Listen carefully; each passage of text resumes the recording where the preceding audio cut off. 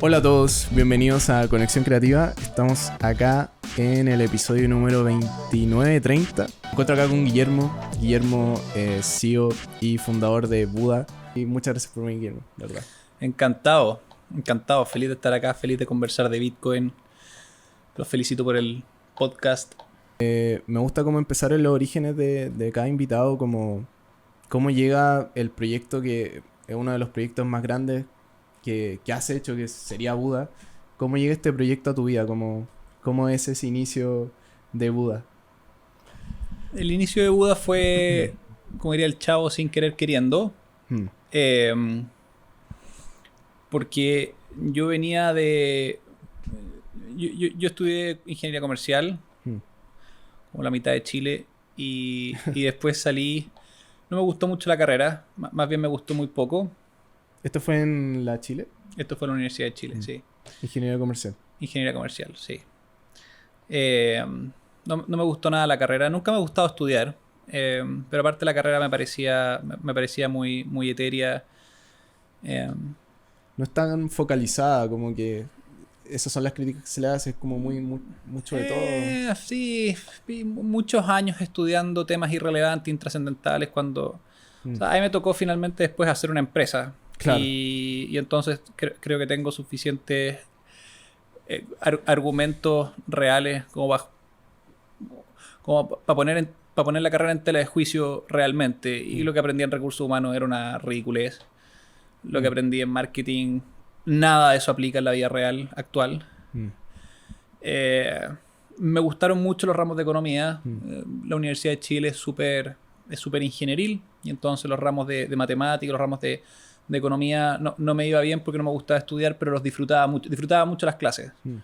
No disfrutaba estudiar, así que eso tenía sus propias consecuencias. Pero bueno, salí de la universidad, el último ramo de la universidad, que fue un electivo, un electivo de emprendimiento. Yo elegí el electivo más fácil, que me pareció el electivo más fácil que había, simplemente quería salir de la universidad.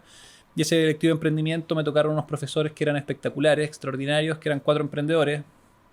Que estaba Daniel Guajardo, estaba Roberto León, estaba Pedro Pineda y estaba Felipe Pedro. Ríos. Estaban ellos 4, los 4 emprendedores que les ha ido espectacular. Pero en ese momento estaban partiendo. Y entonces el ramo que yo tomé, simplemente como para sacarme la carrera de encima, terminó siendo el ramo que más disfruté.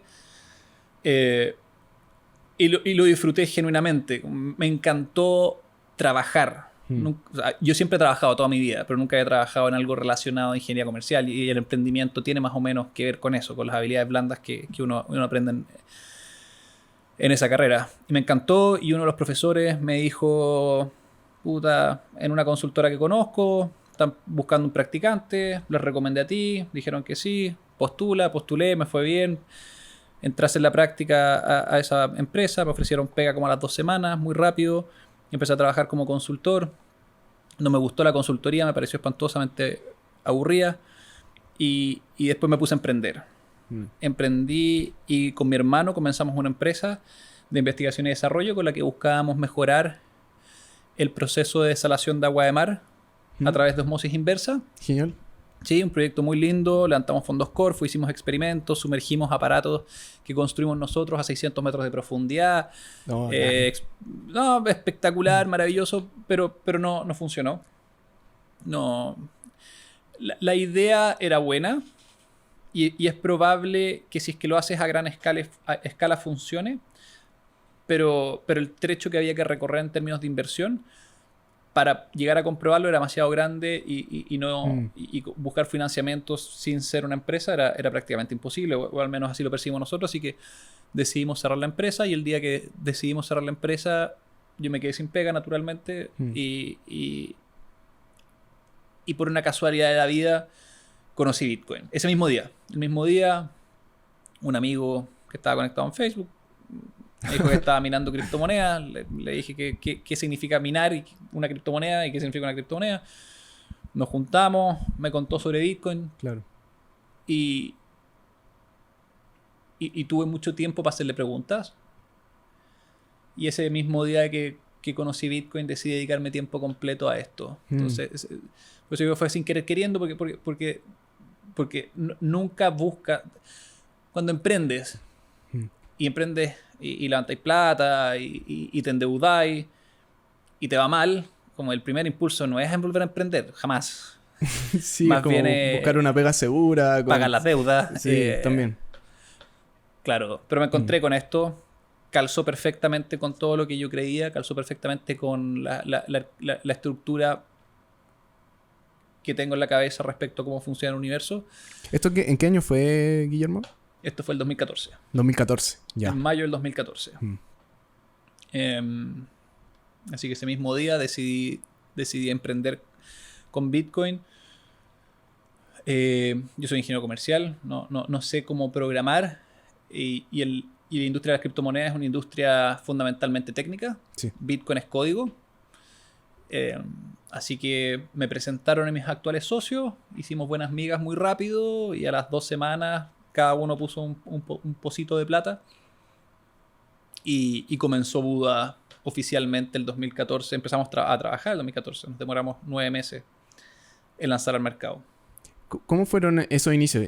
Inician Buda y, bueno, tienen que buscar a trabajadores, tú empiezas desde la ingeniería comercial, pero ahora todas esas cosas que viste en papel las tienes que llevar a la realidad, como... ¿Cómo es ese...? Hay muy poquito de la ingeniería comercial que use. Yo creo que haber estudiado la carrera me sirvió de todas maneras. Hay 2 cosas que yo rescato de haber estudiado en la universidad. Primero, que mi universidad era difícil y me obligaba a pensar. Y aprendí conceptos de economía que me han servido y yo creo que van a servir para toda la vida.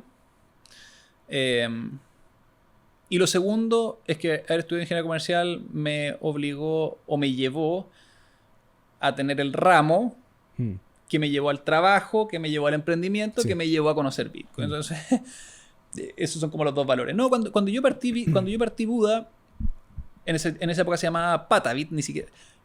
Se comenzó llamándose Patabit.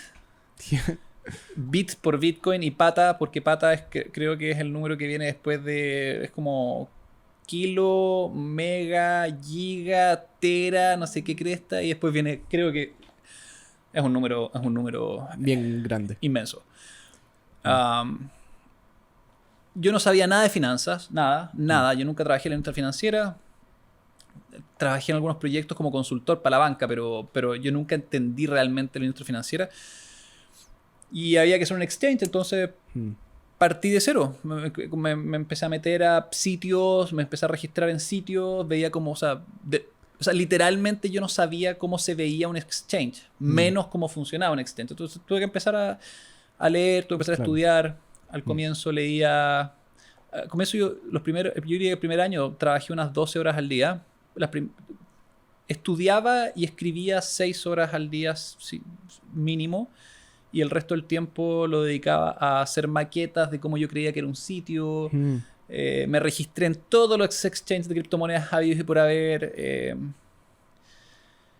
Empecé a hablar con abogados que me recomendaran. Yo nunca había creado una empresa. Había creado una empresa, pero esta era una empresa completamente distinta. Empecé a aprender sobre cumplimiento, sobre regulación. De cero. De cero. Completamente de cero. ¿Y por qué digo esto? Es porque realmente no necesité ingeniería comercial.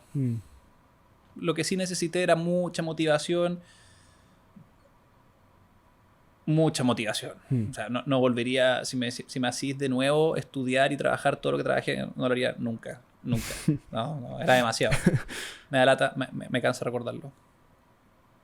Pero eso es todo lo que se necesita. Es mucha motivación. Más que nada, claro, como esa motivación a intentar sacar el proyecto adelante. Cuando uno realmente siento que le gusta, y por eso siento que es importante como estar en cosas que a uno le guste. Porque cuando estáis en algo que te gusta, te vaya a quedar hasta las 12, te vaya a quedar hasta las 2. Como que tenéis motivación infinita, por así decirlo. Siento que cuando uno está con algo que realmente le gusta, que le apasiona. Sí, es como una energía que... Energía. Que se canaliza a través tuyo. Tú ni siquiera eres libre de decidir si querés dedicarle tanto tiempo o no. Es como un impulso. Está la cabeza constantemente pensando en eso. Y luego se le suma, en mi caso, la obsesión, porque Buda ha pasado por momentos difíciles, muy difíciles, y entonces a esa obsesión se le suma el bichito de tener que sobrevivir, como no puedo, o sea, esto no se puede caer ahora, no se me puede caer el sueldo, o sea, esto es un muy mal momento para que se me caiga el sueldo. Y después hay como otro elemento más como parecido, más relacionado con el ego, que tiene que ver con, bueno, no estoy dispuesto a que todas estas personas, típico discurso de todas estas personas dijeron que quieren una cabeza de pescado, Claro. resulten tener, como La haber razón. tenido la razón. Bueno, no estoy dispuesto a eso, así que como que todas esas cuestiones suman. Estoy de acuerdo, hay que dedicarle tiempo. Y si Sí. estás en la universidad, no es que no se pueda, pero en algún punto hay que tener que dejar la universidad porque los proyectos, los emprendimientos consumen mucho tiempo, requieren mucho tiempo y hay que entenderlo de otra forma. Somos 7.000 millones de personas y todos queremos plata. El porcentaje de gente que en el fondo no quiere plata es muy pequeña. Todos quieren plata. Todos están compitiendo por plata. Si tú quieres ganarle... Y cuando tú estás haciendo un emprendimiento, puede que tu intención no sea ser multimillonario, pero si tú quieres vivir del emprendimiento, en el fondo lo que tú estás haciendo es que le estás quitando ese ingreso a otra empresa. Si tú quieres que tus clientes te compren a ti en vez del resto, tú le tienes que ganar ese cliente al resto. Esto es siempre una competencia. ¿Para bien o para mal? Hay gente que se lo toma bien, hay gente que se lo toma mal, hay gente que se emboba con la plata, hay gente que le da un poco más lo mismo. Pero tú siempre estás compitiendo con el resto. O sea, si tú quieres que alguien compre tu producto, la gente no tiene infinita plata. La gente tuvo que decidir por tiempo en vez de que el resto. Entonces, ganarle al resto significa que vaya a tener que esforzarte más que el resto. Y sobre todo si estás haciendo algo nuevo. Si estás haciendo algo nuevo es ganarle al resto de los que están haciendo lo de siempre, pero además tenés que convencerlos de que tu idea es buena. Entonces sí, requiere de dedicación. En esos momentos difíciles de Buda, porque estuvieron a punto de cerrar. En un tiempo, parten en 2014. Recuerdo en el podcast que te dije con François. Tú cuentas que hubo un momento en el que no sé si te quedaban 2 o 3 meses como de capital para pagar los sueldos y todo eso. Pero que básicamente tenía como, pucha, les voy a tener que notificar que ya no nos queda capital. Y estabais buscando capital en otras partes como ¿qué pasaba por tu mente en ese entonces? Como cuando estabas en esa búsqueda de capital, de una idea que en ese momento, las criptomonedas como ahora están en la boca de todos, pero en ese momento creo que también el Bitcoin estaba con un bear market, como... ¿Cómo fue eso? Sí, pues, para quien no sepa qué es un bear market, claro, sí, expliquémoslo. Está en finanzas, y esta es una analogía que viene de Wall Street, están los bull markets, claro. Y es un bull por toro, y se llama toro porque si tú miras al toro, un toro de perfil que está mirando hacia tu derecha, el toro tiene las ancas, claro, el culo por debajo de los cuernos. Entonces es un gráfico, es como arriba. Un gráfico que está hacia arriba. Y si es que ese toro está de frente a un oso, el oso también tiene la cabeza por sobre el trasero y el oso está mirando a la otra dirección, entonces es el bear market. Entonces cuando hablamos de un bull market o un bear market, lo que nos estamos refiriendo es un periodo alcista o un periodo que va a la baja. Y cuando yo entré, Bitcoin es súper volátil. Cuando yo entré junio del 2014, Bitcoin había estado en los $1.200 en diciembre del 2013, y desde entonces que venía bajando. Cuando yo entré estaba en $600, esa fue la primera vez que yo compré Bitcoin, y después tuve que venderlos a $400 porque no me quedaba plata y tuve que... O sea, mi primera inversión en Bitcoin fue pérdida. Tuviste que asumir la pérdida, brígido. Sí, yo partí Buda en el peor momento. En el peor momento. Además de, era difícil convencer a alguien que comprara Bitcoin o per se el precio no acompañara. Como, bueno, no solamente me está hablando de una cabeza de pescado que no tiene ni pata ni cabeza, además valía el doble o el triple hace 6 meses. Ni cagando, ¿no? Una pésima idea. Claro. Entonces cuando nosotros comenzamos nos costó levantar plata, mucho nos costó. El primer origen de la plata que nos llegó fue de Corfo, grande Corfo, lo más grande Corfo, lo más grande que tiene Chile es Corfo. Saludos ahí a Corfo. Grande Corfo, agradecido para toda la vida. Los 30. Y Corfo nos pasó plata en diciembre del 2014. En febrero del 2015 Genial. llegó plata. Hasta ese momento yo trabajaba solo con mis socios, pero yo realmente era el que trabajaba full time. Mis Ya, socios sí. trabajaban parte, ellos tenían su propia empresa. Yo me asocié con una empresa de desarrollo web. Entiendo.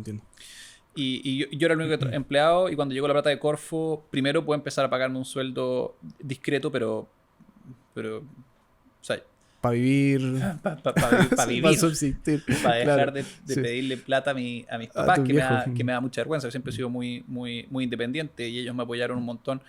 Pero encontraba espantoso haber salido de la universidad, haber egresado, haber trabajado y luego como volver a este estado donde... Pero en verdad no le pedí plata, vendí hasta mi bicicleta. Para ser Buda vendí todo lo que tenía. Todas tus posesiones, Todas mis posesiones. materiales, como... Todas mis posesiones. A mí me encantaba andar en bicicleta y tenía una bicicleta exquisita. Una Santa Cruz de carbono, una Bronson maravillosa, y la vendí. No, necesitaba plata. Y llegaba a fin de mes y tenía que pagar el arriendo del departamento. Me tuve que ir a vivir con un amigo que me apañó. Entonces, cuando llegó la plata en febrero del 2015, la plata de Corfo, ahí pudimos contratar al primer empleado, que era un programador. Él nos ayudó a levantar el sitio, lanzamos en abril y se nos estaba acabando la plata.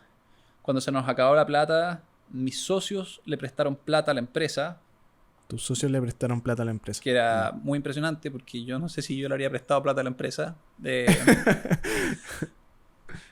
Era un momento completamente distinto. Nadie entendía de Bitcoin, nadie conocía Bitcoin. La empresa no sé, teníamos 200 usuarios registrados y los ingresos de Buda en esa época tienen que haber sido $150 al mes, $200 al mes. Esos eran los ingresos de Buda. Era un momento distinto. Era difícil, muy estresante. Ahora, era muy estresante como a un nivel físico, como físicamente yo me sentía mal. Me acuerdo de eso perfecto. ¿Cómo lidiáis con eso, con ese estrés de... ¿teníais alguna meditación o alguna rutina? Era como, tengo este estrés, fuck it, tengo que seguir trabajando. Más que fuck it, era como un estrés que me obligaba a trabajar más para resolver el estrés. Ya, sí, te entiendo. Estaba cagado. La única forma de salir de mi estrés era que alguien pusiera plata. La única forma de poner plata era mejorar la presentación. La única forma de mejorar la presentación es que hubiera mejor resultado. La única forma de mejor resultado, puta, es que mejorar esta cuestión, Estaba todo el día trabajando, era una obsesión.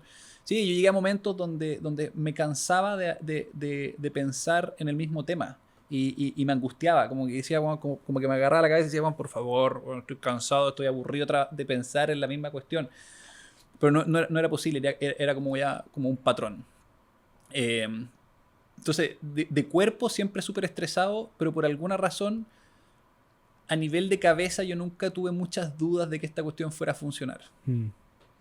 Entonces, sí estaba estresado, obvio que estaba estresado, lo sentía, me sentía mal, me dolía la guata. Literalmente me dolía la guata, pero a nivel de cabeza siempre súper como bien parado. Así como, hay que hacer la pega nomás, la única salida que tenía haciendo la pega. Así que más vale que te pongas a hacer la pega. Claro. Y ahí logramos encontrar un inversionista que nos puso parte de la plata, pero solamente nos puso la condición de que solamente nos ponía parte de la plata si es que nos conseguíamos el resto de la plata que estábamos buscando.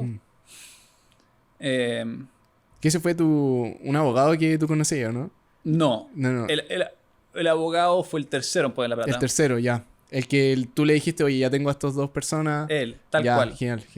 Entonces esto, después de como un año, unos empresarios chilenos muy, muy, muy clever, muy visionarios. Este negocio era muy pequeño, ¿no? O sea, yo no pienso mal ni pienso que fuera un idiota ninguna de las 60 personas que me dijeron que no. O sea, si no cuajáis con la idea de Bitcoin, y claramente no logré que ninguno de ellos cuajara con la idea de Bitcoin, no hay ni una razón para meter plata en un negocio que gasta 20 veces más de lo que genera.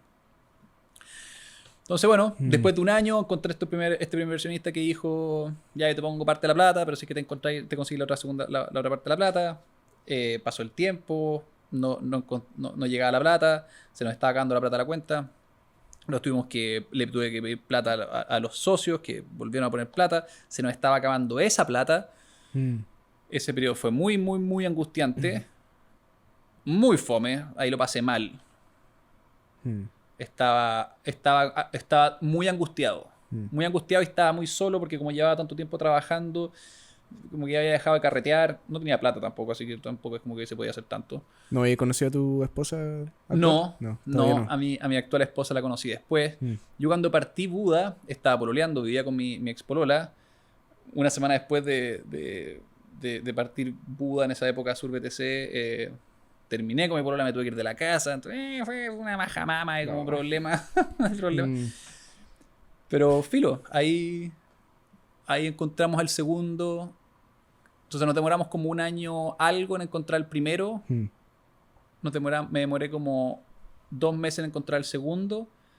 Y cuando tuvimos primero el segundo, nos demoramos como 15 minutos en encontrar el tercero, que era el abogado. Le mandamos un mail al abogado y le dijimos: Fernando, llevamos mucho tiempo conversando, te quiero contar que no hemos conseguido el 70% de la plata. Bacán.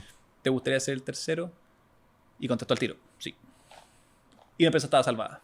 Genial. Sí, esos fueron los inicios. Igual es importante como saber eso y que digas como el timeline, como el tiempo que te tomó también buscar plata, porque a veces la gente que empieza empresas, o a veces la gente que empieza como en general todo, piensa que los resultados van a venir al tiro.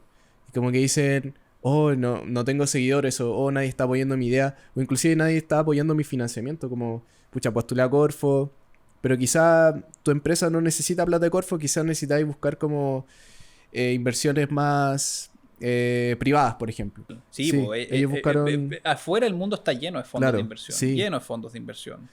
¿Cómo veis como... y en Chile también está lleno de fondos de inversión. ¿Cómo veis eso? Porque acá han venido artistas, han venido como... Hemos llegado a las conclusiones de que se pone muy poca plata para las artes. Por ejemplo, en las empresas como más tradicionales tú decís que sí hay un aporte...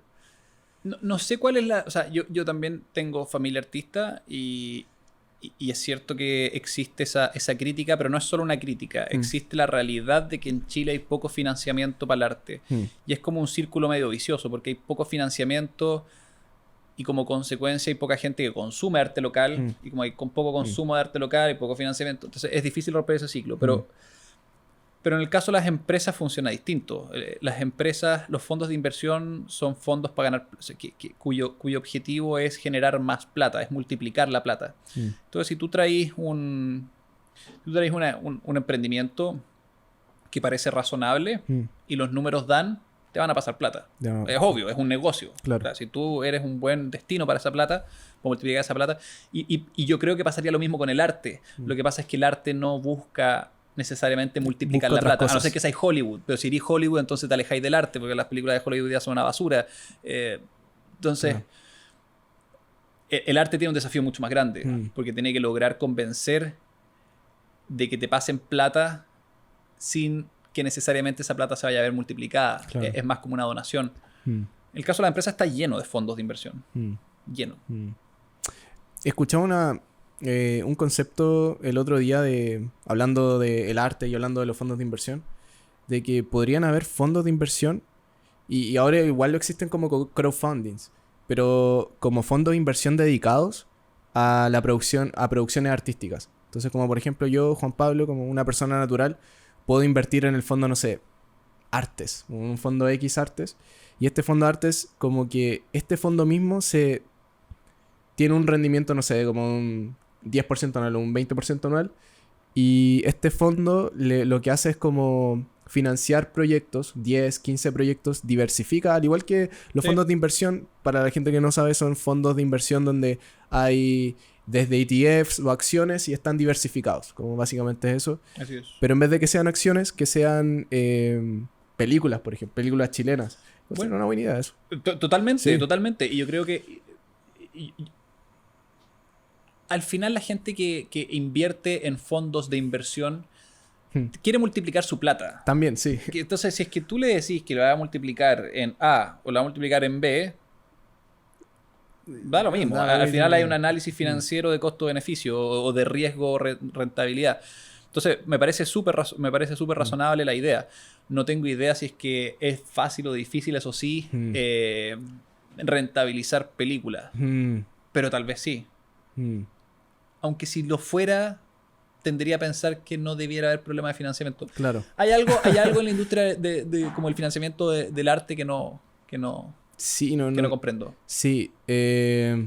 Nosotros, y yo personalmente, no he estado envuelto en esa... Yo estudié cine, he dirigido algunos, pero cortos, de autofinanciamiento nosotros mismos, como 100, 200, 300 lucas, 400... Como siempre, montos muy bajos. Pero claro, o sea, producir películas es caro. Es que esa es la cosa. Producir una película es caro. Pero, por ejemplo, rentabilizar un corto, ¿es factible?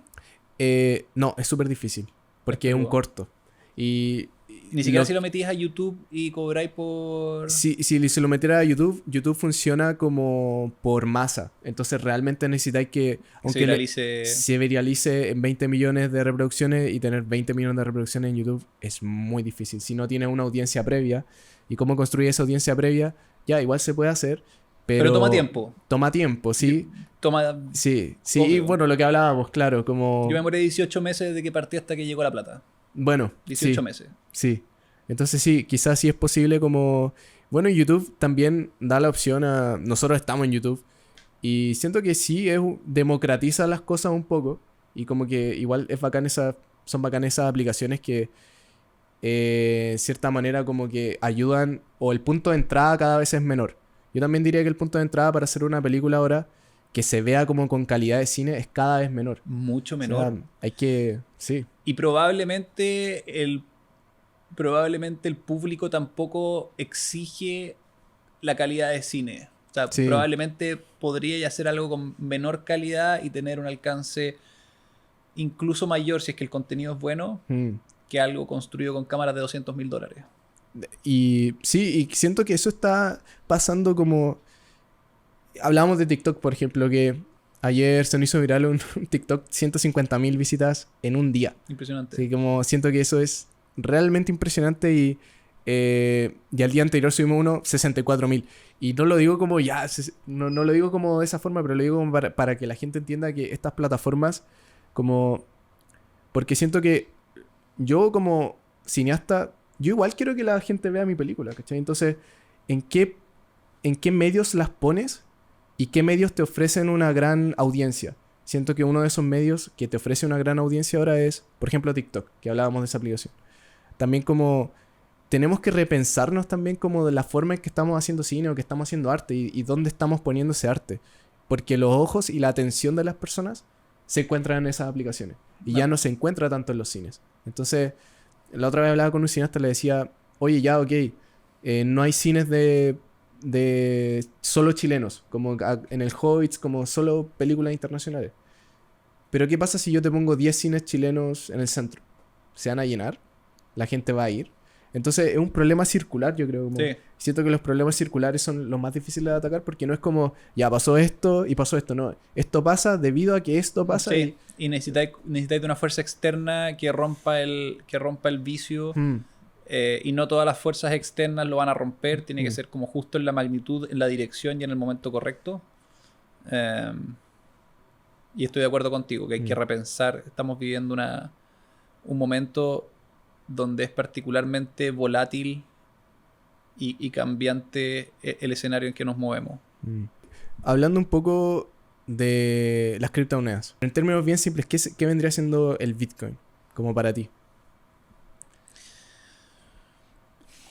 Para mí Bitcoin es dinero, y el dinero es una tecnología que inventamos para transferir valor económico. Y depende qué tan filosófico te quieras poner, hacia dónde va a avanzar la conversación, pero yo creo que hay un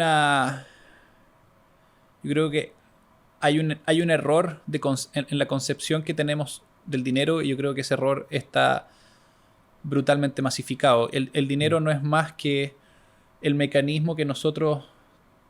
Es un acuerdo social. Es un acuerdo social donde, donde la sociedad se compromete a devolverme trabajo si es que yo trabajo produciendo algo para otra persona. Y entonces yo voy y un caso súper burdo. Yo me alimento con 30 manzanas al mes, pero yo trabajo para producir 60. Entonces yo me alimento, en el fondo lo que yo necesito para sobrevivir son 30. Y las otras 30 yo se las paso al mundo. Y el mundo la sociedad se compromete a devolverme algo que yo quiero a cambio de esas 30. Entonces, ¿qué usas tú para llevar el registro de puta, cuántas manzanas le aportaste? Ese es el dinero. Entonces, el origen del dinero, el dinero es un consenso social y el origen del dinero es deuda. El dinero es deuda. Es deuda que tiene la sociedad para con quien tiene el dinero. Entonces, si yo tengo 1.000 pesos, quiere decir que yo en el pasado hice algo que me hizo merecedor del equivalente a 1.000 pesos en la economía. Entonces, la sociedad se compromete a devolverme algo de lo que produce que yo quiero equivalente a 1.000 pesos, ya sea un pan, una palta, no tengo idea. Entonces, cuando entendemos eso, comprendemos que el dinero no tiene por qué tener un valor subyacente. El dinero no tiene por qué tener un valor intrínseco. Un billete de 1.000 pesos no sirve para absolutamente nada. El valor intrínseco del billete de 1.000 pesos es nada. Ni siquiera sirve para hacer fuego, porque más encima es plástico. Y entonces, cuando entiendes eso, cuando entiendes que el dinero es un consenso y que el origen del dinero es deuda, y que el dinero no tiene por qué tener forma, no tiene por qué tener un valor propio, entonces te das cuenta que el dinero puede tener cualquier forma. Y Bitcoin es una forma de dinero que tiene algunas características que lo hacen único. Como por ejemplo, los Bitcoins son 100% digitales. Entonces yo puedo transferir valor económico por la web. Bitcoin te permite transferir valor económico sin la necesidad de ningún intermediario. Yo puedo transferirte a ti un peso, el equivalente a un peso, el equivalente a 200 millones de dólares de manera directa, persona a persona. Los bitcoins que hay en circulación son escasos. En ese sentido, Bitcoin es mucho más parecido al oro. ¿A qué me refiero con esto? El peso chileno, hoy día estamos viviendo una inflación histórica con el peso chileno. El peso chileno tiene una inflación del 10%. Eso quiere decir que todos los años la plata que yo tengo en mi cuenta corriente es capaz de comprar un 10% menos. Y eso es mucho, es mucho. La gente está perdiendo un valor económico rápido por su dinero. La razón de eso tiene que ver con que el dinero, las monedas nacionales son impresas por bancos centrales. En cambio, Bitcoin, nadie puede imprimir más Bitcoins. Y otra característica que tiene Bitcoin, bueno, es transferible, es escaso. Para que la gente entienda ese concepto de la inflación. Un ejemplo. La inflación es un índice. Un índice significa que es un número que representa otra cosa. La inflación, el IPC, el índice de precio del consumidor, es un índice que representa el promedio de las variaciones de los precios de una canasta de precios. Entonces, y esa canasta tiene que ver con lo que consume el chileno promedio. Locomoción, alimentación, vestimenta, educación, entretención, bla, bla. Entonces, claro, no solo eso. Hay la inflación esconde fenómenos como que, por ejemplo, muchas veces la población vulnerable vive una inflación que es más alta de lo que la inflación que vive otro. Aun cuando es en promedio 10% para todos, los alimentos, por ejemplo, este es un buen ejemplo. La inflación es un 10%, pero no es un 10% para todos. Porque si es que yo gano, supongamos yo gano 1 millón, y cualquier humano, cualquier persona, necesita 100.000 pesos en alimento para vivir. Entonces, supongamos que los combustibles subieron de precio un 5% y los alimentos un 15%. Entonces, en promedio, 10%. Pero si es que yo tengo si yo tengo, si mi sueldo es bajo, supongamos recibo el sueldo mínimo, cerca de 300.000 pesos, 100.000 pesos, equivalente al 33% de mi sueldo, va a estar, se va a ir dirigido a productos que tienen una inflación del 15%, versus yo, que solo el 10% de mi sueldo se va a ir dirigido a consumir esos productos que en verdad están por sobre el promedio. Entonces lo que quiero decir es, la inflación está muy alta, pero la inflación es un mal índice, porque esconde una realidad muy dura, y es que generalmente las personas de escasos recursos viven una inflación más alta de lo que dice ese índice, que son los que realmente, naturalmente, menos tienen y más se ven afectados. Entonces la inflación es un problema grave y bueno, eso quiere decir que a la medida que pasa el tiempo, tú necesitas más plata para poder comprar lo mismo. Llevémoslo al extremo. En Venezuela, tú recibes tu sueldo equivalente a, ahora mismo, $100. No, pero lo recibes en bolívares. Entonces tú recibes tu bolívar, tú recibes tus 100.000 bolívares y la inflación es tan alta que si tú no te gastas esos bolívares dentro de la próxima semana, tus bolívares pueden costar perfectamente un 20% menos. Entonces la inflación tiene un efecto muy grande en cómo las personas viven. Porque una persona en Venezuela literalmente está obligada a gastarse la plata al tiro, porque si no la plata pierde valor. Entonces la inflación tiene un impacto, no solamente nos hace más pobres, sino que nos quita libertad, nos quita grados de libertad, porque nos obliga a actuar, nos obliga a consumir. Y eso si tú estás yendo al supermercado a comprar, eso es tiempo que no estáis dedicando a otra cosa. Entonces la inflación es muy mala. Bitcoin, por otro lado, Satoshi Nakamoto, que es creador de Bitcoin, reconoce esta que es una de todas las falencias del sistema financiero actual y dice, voy a crear una forma de dinero cuya emisión cuya emisión del dinero esté por debajo de la demanda del dinero. ¿Qué quiere decir eso? Cuando la demanda por un producto es mayor a la oferta de ese producto, entonces el precio de ese producto empieza a aumentar.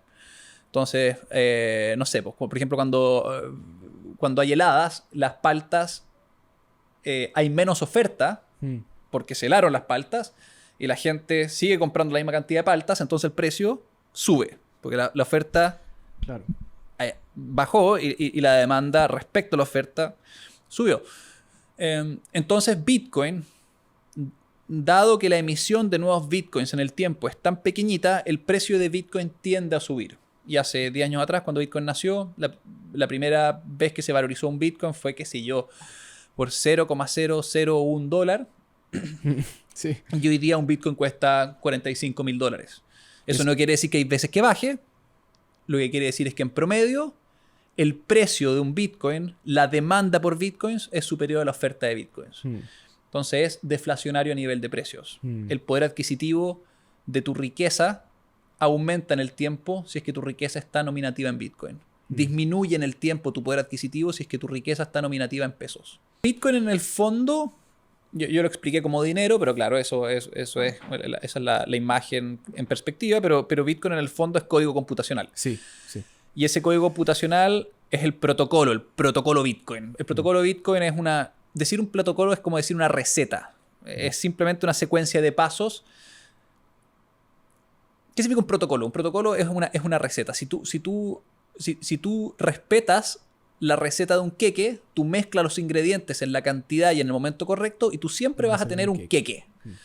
Pues tú agarráis los ingredientes de un queque y no sigues la receta, los mezclas de manera aleatoria y no va a resultar en un queque, va a resultar en cualquier cosa. Un protocolo es entonces el código de Bitcoin es un protocolo que determina cómo nosotros interactuamos con este sistema descentralizado que nadie controla. Y este sistema descentralizado son 140.000 líneas de código. Ese código es público, cualquier persona puede revisarlo, cualquier persona puede descargarlo, cualquier persona puede modificarlo y como consecuencia crear su propia criptomoneda, y por eso hay millones de criptomonedas. Es porque es gratis crear una criptomoneda, simplemente toma tiempo. Y hay una de estas reglas, como una de las líneas de este código Bitcoin, de estas 140.000 líneas, dice cómo se emiten los Bitcoins. Y entonces esta regla dice, cada 10 minutos se mina un bloque. No sé si vamos a alcanzar a hablar de la minería, pero no importa porque no es relevante, pero cada 10 minutos se mina un bloque Y al minar un bloque, se crean 50 bitcoins que van como premio a la persona que logró minar el bloque. Claro. Y después hay una segunda línea, después de esa, que dice, cada 210.000 bloques, ese premio de 50 se va a dividir por 2. Entonces, cuando Bitcoin nació, eran 50 bitcoins cada 10 minutos, después de 4 años, 210.000 bloques por 10 minutos cada bloque da justo 4 años. Entonces, después de 4 años, el premio se redujo a la mitad, 25, después de 4 años, 12,5, hoy día estamos en 6,25.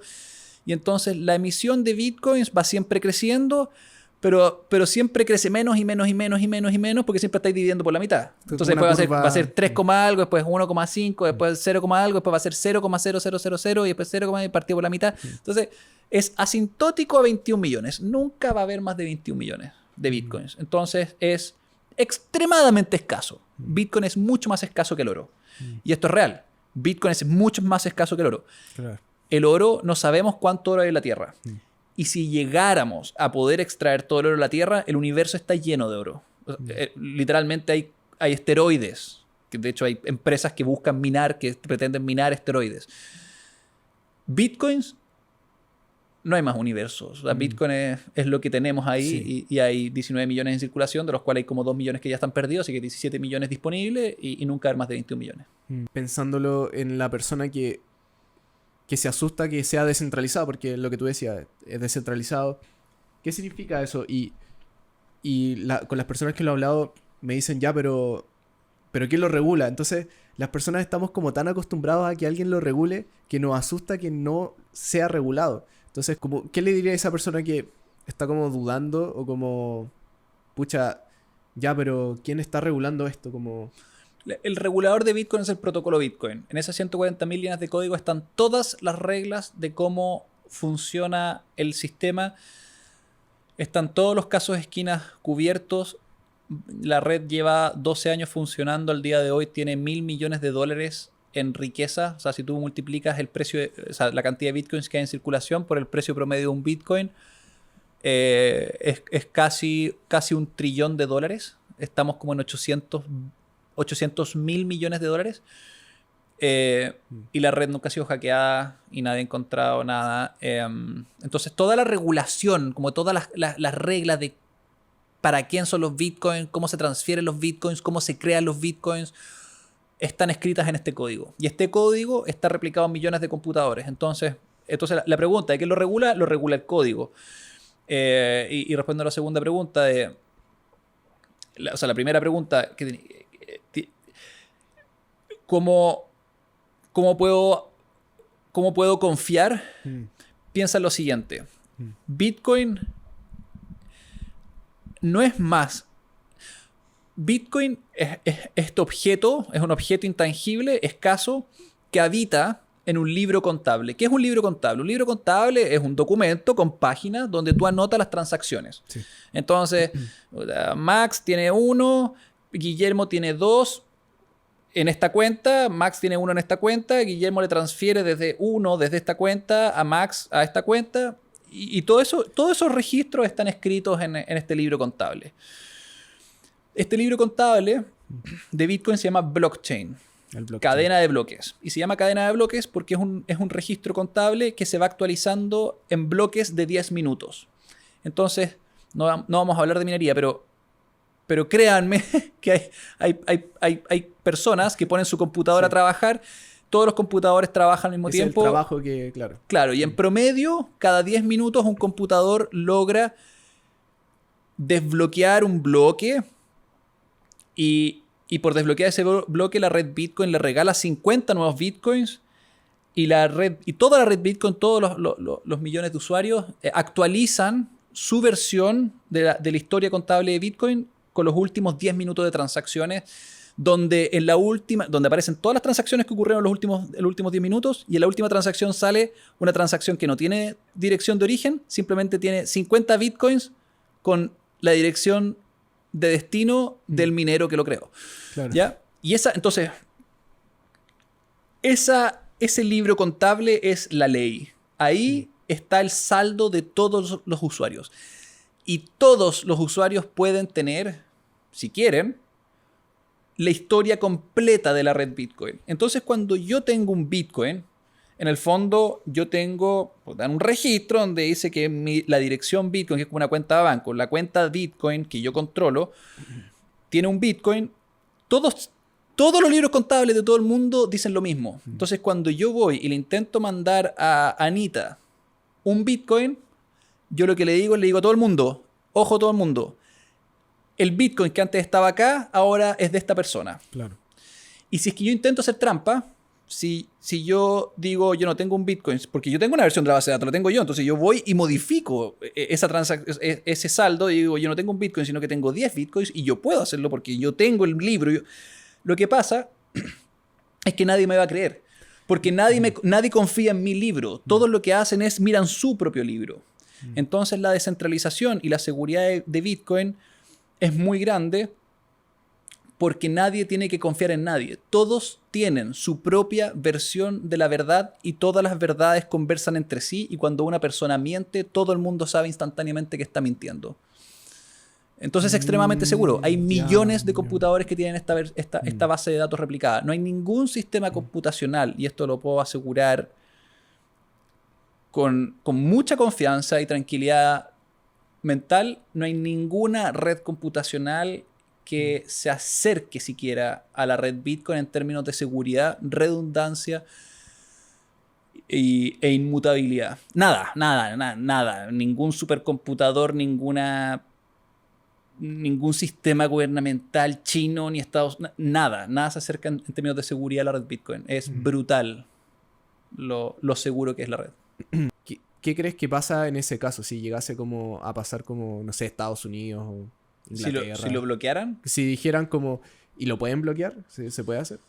Lo que podrían hacer es que podrían hacer la vida muy difícil a las personas que quieren usar Bitcoin. O sea, lo que podría hacer Estados Unidos, lo que podría hacer Chile, por ejemplo, es prohibir que los comercios acepten Bitcoin como medio de intercambio. Lo que podrían hacer es que podrían prohibir que empresas como Buda.com existan. Que no está pasando, o sea, de hecho salió hace poco vi que salió como una nueva, el servicio de impuestos internos, como, bueno, si usted tiene criptomonedas, ¿sabes? El servicio como de impuestos internos se puso al día muy rápido. Eso es Sí. desde el 2018 que el servicio de impuestos internos claro. acepta la realidad de que hay personas que ganan plata con Bitcoin. Sí. Entonces se puede prohibir a ese nivel, pero cuando tú mandas Bitcoins, en el fondo tú estás mandando... Una transacción Bitcoin es un pedazo de código computacional muy liviano. Y código computacional son unos y ceros. Entonces tú podrías codificar una transacción Bitcoin en emoticones, si tú quisieras. Si la otra persona sabe cómo decodificarlo de vuelta desde los emoticones a los ceros y unos originales, sí. Entonces Bitcoin es esencialmente imbloqueable, porque tú tendrías que literalmente desconectar el país de internet, porque tú no tienes cómo prevenir que yo te mande una transacción Bitcoin. No solo eso, Bitcoin no necesita de internet, porque yo puedo comunicar transferencias Bitcoin en papel, puede ser, o se puede hacer por señales de radio.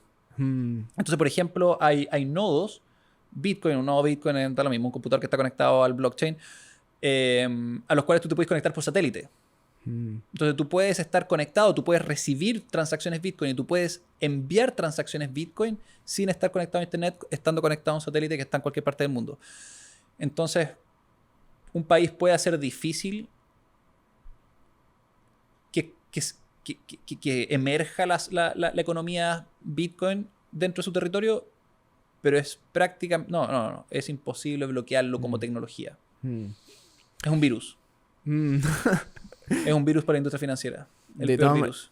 De todas maneras, como el concepto y lo fuerte que es, que sea todas las características que mencionaste, que no sea afectado por la inflación. De hecho, cada vez es más escaso y cada vez es más... por ende, su valor tiende a subir.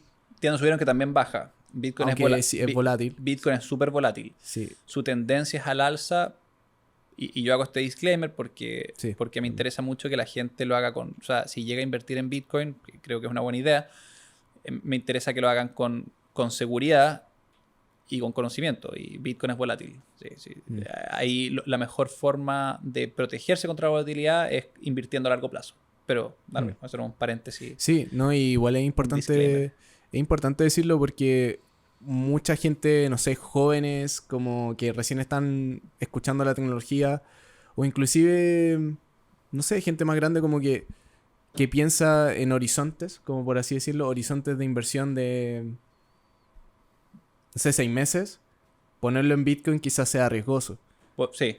Ahora bien, o pueden tener la mejor suerte de todas, Y un multiplicar bull por market y 2x su dinero, Así es. que ningún otro instrumento financiero como convencional te permite eso. O sea, igual las cuentas de ahorro como la gente igual lo que yo conocía como antes de conocer esto, como que yo decía, una cuenta de ahorro, ¿cuánto me puede rendir? ¿Un 1%? ¿Un Es una 2%? locura. Y hablar de las rentabilidades que ha tenido el Bitcoin, que ha sido de miles de por ciento de la persona que compró en $1 a, al año antepasado como creo que hizo como casi un 100%, ¿no? Desde que estaba como en $20,000 Tipo, 100%. subió 100, a 100. 40,000, de 60,000, entonces ahora está en 45,000. ¿Cómo ves la sociedad como en unos años más, Guillermo, como pensándolo a 5 o 10 años a futuro? Estamos viendo que varias instituciones están confiando en Bitcoin. Estamos viendo que se está regulando. Algunos dicen que eso está mal. Otros dicen que pucha, igual está bien que se regule porque se está aceptando. ¿Cómo ves tú más? ¿Cómo ves como en 5 años más o 10 años más a futuro el escenario? En 5 años más, hay un dicho que he comprobado que es muy cierto, que dice que sobredimensionamos el corto plazo y siempre nos quedamos cortos cuando Mm. evaluamos el largo plazo. Y eso tiene que ver con que los cambios son exponenciales. Mm. Entonces, a 5 años plazo yo creo que esta cuestión no va a ser tan distinta a como lo vemos hoy. O sea, Bitcoin va a ser extremadamente más común. El normal de la gente va a tener Bitcoin sin lugar a dudas. Pero para mí ese no es el cambio importante. El cambio importante es cuando Bitcoin reemplace al dólar como la moneda de reserva global, como el estándar Mm. universal para transferir valor para transferir valor económico.